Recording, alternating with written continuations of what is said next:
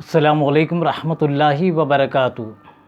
الصلاۃ والسلام علیک یا رسول اللہ، الصلاۃ والسلام علیک یا حبیب اللہ، الصلاۃ والسلام علیک یا نور اللہ صلی اللہ تعالیٰ علیہ وسلم۔ ہمارے دین کی حقانیت کے دونوں شاہد ہیں۔ ہمارے دین کی حقانیت کے دونوں شاہد ہیں معین الدین اجمیری، محی الدین جیلانی۔ میرے پیارے آقا صلی اللہ تعالی وسلم کے پیارے دیوانوں، آج جس دین کے ہم ماننے والے ہیں، اسلام کے، جس کو اللہ تبارک و تعالیٰ نے اپنا پسندیدہ دین فرمایا ہے، اسی اسلام کے ماننے والوں میں بے شمار فرقے وجود میں آ گئے ہیں،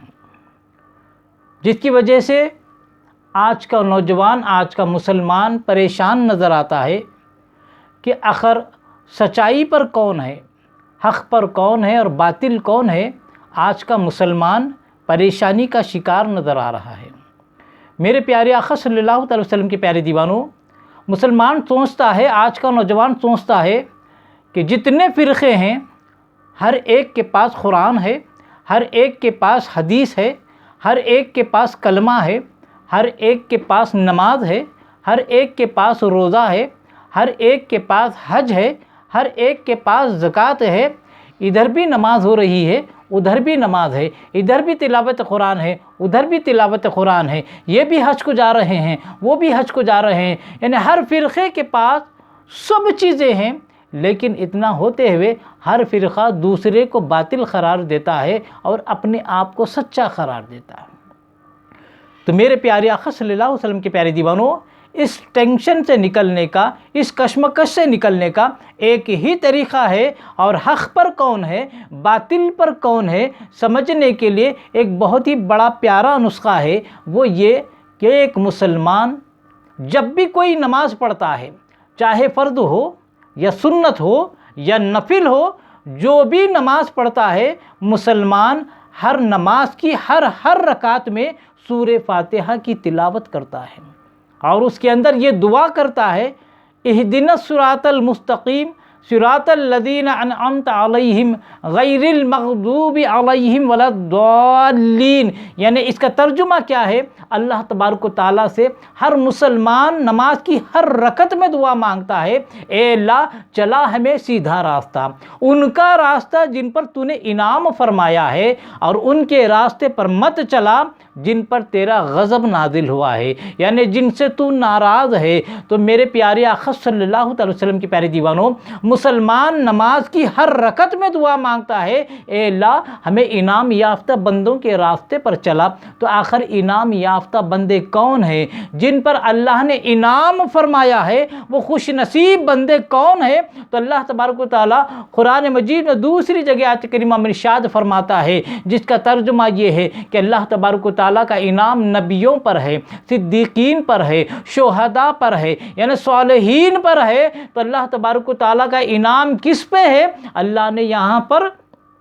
تفصیل سے بیان کر دیا ہے کہ نبیوں پر، صدیقوں پر، شہداء پر، صالحین پر اللہ کا انعام ہے۔ تو میرے پیارے آقا علیہ الصلوۃ والسلام کے پیارے دیوانوں، مختصر یہ کہ ان سب پر انعام ہے۔ تھوڑا سا اس کو اگر ہم کھول کر سمجھنے کے لیے چلیں تو اسے یوں کہہ سکتے ہیں، اللہ تبارک و تعالیٰ کا انعام نبیوں پر، صدیقوں پر ہے، خلفائے راشدین پر اللہ کا انعام ہے، عشرہ مبشرہ پر اللہ کا انعام ہے، صحابہ کرام پر اللہ کا انعام ہے، ائمہ مجتہدین پر اللہ کا انعام ہے، محدثین پر اللہ کا انعام ہے، مفسرین پر اللہ کا انعام ہے، علماء کرام پر اللہ کا انعام ہے، غوث اعظم پر اللہ کا انعام ہے، غریب نواز پر اللہ کا انعام ہے، جنید بغدادی رضی اللہ عنہ پر اللہ کا انعام ہے، امام راضی پر، امام کرخی پر، بندہ نواز ہو، چراغ دہلوی ہو، جتنے اولیاء کرام ہیں ان سب پر اللہ کا انعام ہے، یعنی شہداء صالحین پر اللہ کا انعام ہے۔ اور یہ بندے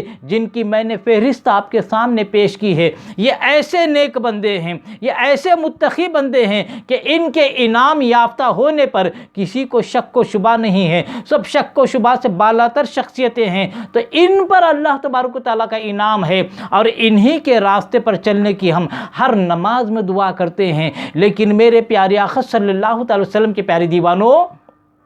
تعجب کی بات تو یہ ہے، ایک بیٹا باپ کے سامنے جھوٹ بولتا ہے تو اسے جھوٹا کہا جاتا ہے، ایک شاگرد استاد کے سامنے جھوٹ بولتا ہے تو اسے جھوٹا کہا جاتا ہے، ایک مرید مرشد کے سامنے جھوٹ بولتا ہے اسے جھوٹا کہا جاتا ہے، ایک پوتا دادا کے سامنے جھوٹ بولتا ہے اسے جھوٹا کہا جاتا ہے، ایک نواسا اگر اپنے نانا کے سامنے جھوٹ بولتا ہے اسے جھوٹا کہا جاتا ہے۔ یہ تو جھوٹے ہیں، لیکن علماء فرماتے ہیں سب سے بڑا جھوٹا شخص وہ ہے، سب سے زیادہ جھوٹا وہ ہے جو نماز میں جھوٹ بول کر آتا ہے۔ اب آپ پریشان ہوں گے وہ کون لوگ ہیں جو نماز میں جھوٹ بولتے ہیں؟ تو میرے پیارے آقا صلی اللہ علیہ وسلم کے پیارے دیوانوں، یہ وہی لوگ ہیں جو نماز میں تو پڑھتے ہیں اے اللہ ہمیں چلا سیدھا راستہ، ان کا راستہ جن پر تو نے انعام فرمایا ہے، اور ان کے راستے پر مت چلا جن پر تیرا غضب نازل ہوا ہے۔ نماز میں انعام یافتہ بندوں کے راستے پر چلنے کی دعا مانگتے ہیں، لیکن نماز کے باہر آتے ہی کہتے ہیں نہیں ہمیں کسی غوث کی ضرورت نہیں ہے، کسی خواجہ کی ضرورت نہیں ہے، کسی امام کی ضرورت نہیں ہے، ہم قرآن و حدیث اپنے دماغ سے پڑھ کر سوچیں گے، جو ہماری سمجھ میں آئے گا وہی حق ہے، جو ہماری عقل میں نہ آئے وہ باطل ہے۔ تو نماز میں انعام یافتہ بندوں کے راستے پر چلنے کی دعا مانگتے ہیں، اور نماز سے باہر آ کر ان انعام یافتہ بندوں کے راستوں کو غلط بتاتے ہیں۔ تو یہ سب سے بڑے جھوٹے ہیں میرے پیارے آقا صلی اللہ علیہ وسلم کے پیارے دیوانوں۔ اور ایک بات میں آپ کے سامنے کہتا چلوں کہ آیت کریمہ سے تو پتہ چل گیا کہ اللہ نے انعام یافتہ بندے کن کو فرمایا ہے قرآن میں۔ اب دیکھیں گے کہ حدیث میں بھی اس کی رہنمائی ملتی ہے۔ اللہ کے رسول صلی اللہ علیہ وسلم ارشاد فرماتے ہیں کہ میری امت میں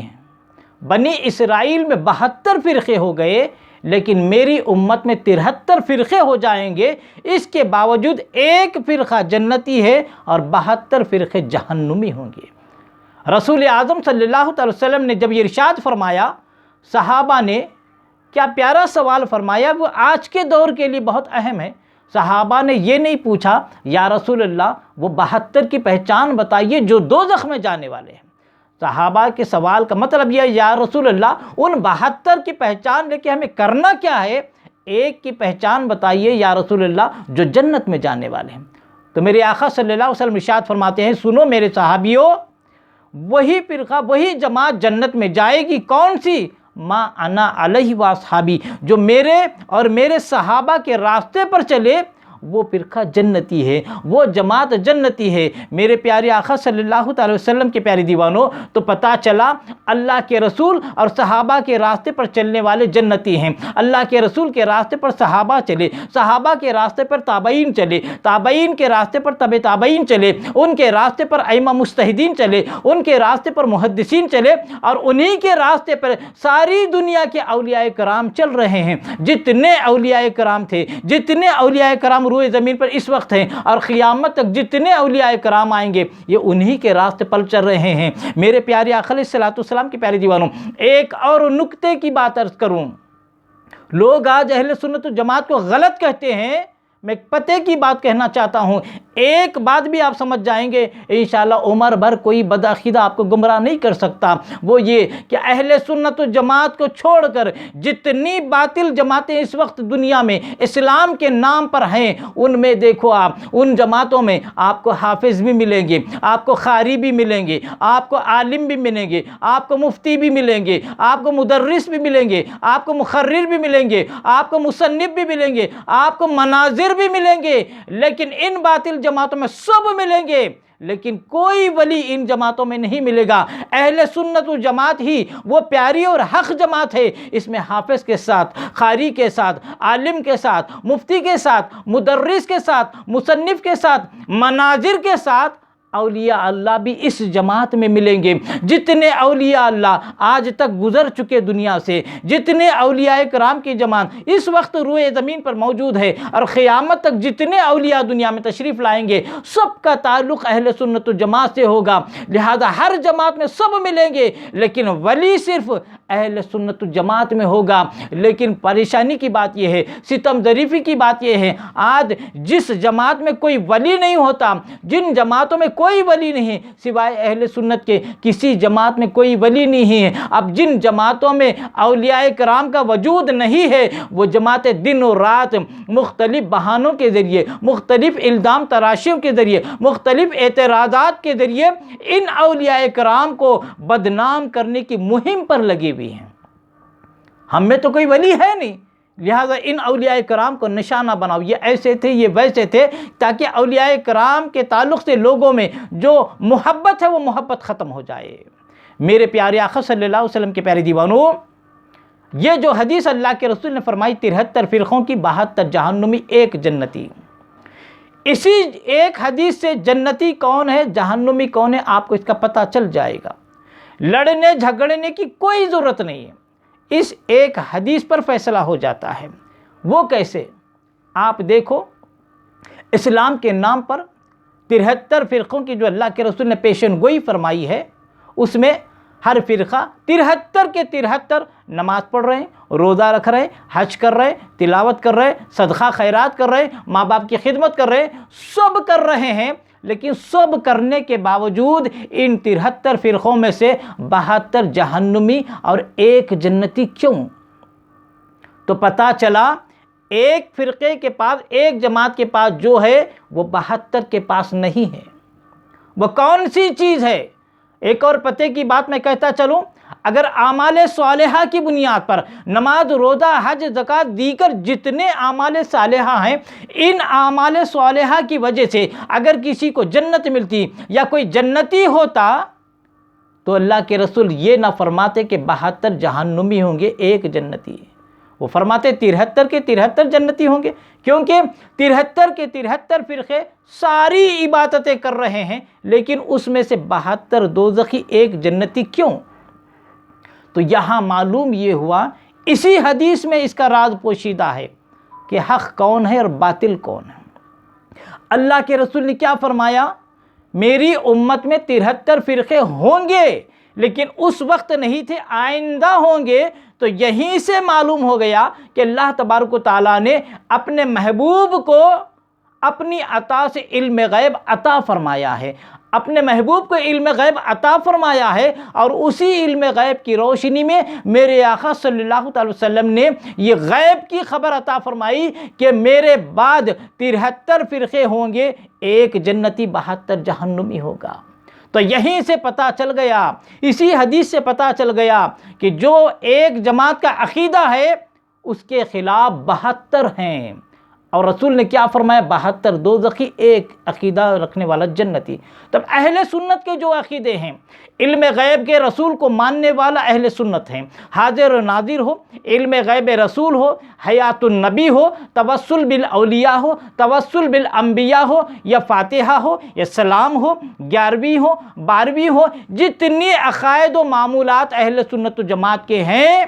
ان 72 جماعتیں اس ایک جماعت اہل سنت کے خلاف ایک مہم پر لگی ہوئی ہیں کہ فاتحہ شرک ہے، سلام شرک ہے، یہ بدعت ہے، وہ بدعت ہے، یہ کہہ کر اہل سنت و جماعت کے عقائد و معمولات کے خلاف ایک جنگ بپا کی ہوئی ہے پوری دنیا میں۔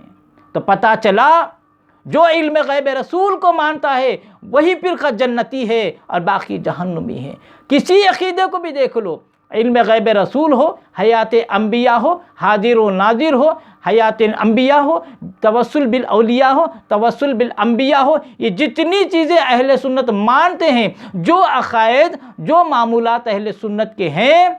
ان کے خلاف 72 جماعتیں کام کر رہی ہیں۔ لہٰذا عقل مند اگر کوئی ہے، ایک ہی حدیث سے سمجھ جائے گا کہ جنتی کون ہے اور جہنمی کون ہے۔ اب یہ جو میں نے کہا، علم غیب رسول، حیات النبی، حاضر و ناظر، مختلف معمولات جو میں نے اہل سنت کے بتائے عقائد، ان کے خلاف جیسے ہی سنیں گے بدعقیدہ سینہ پھلا پھلا کے، گلے کی رگیں پھلا پھلا کے وہ بیان کرنے لگیں گے۔ لڑنے کی کوئی ضرورت نہیں، اسی حدیث میں فیصلہ ہے کہ اہل سنت کا جو عقیدہ ہے 72 اس کے خلاف ہے، اور اللہ کے رسول نے فرمایا 72 دوزخی 1 جہنمی۔ میں آپ تمام سامعین سے گزارش کرتا ہوں کہ میرے ان ویڈیو سے اگر آپ کو کچھ فائدہ پہنچ رہا ہے،